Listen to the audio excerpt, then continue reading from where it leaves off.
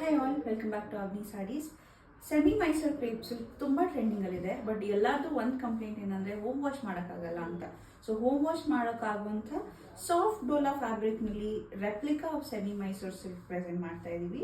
Full ಬಾಡಿನಲ್ಲಿ cheques ಇದೆ, Bentex border ಇದೆ, ಪಲ್ಲು ಈ ಥರ ಬರುತ್ತೆ ಆ್ಯಂಡ್ ಇದಕ್ಕೆ ಬ್ಲೌಸು ಈ ಥರ ಬರುತ್ತೆ.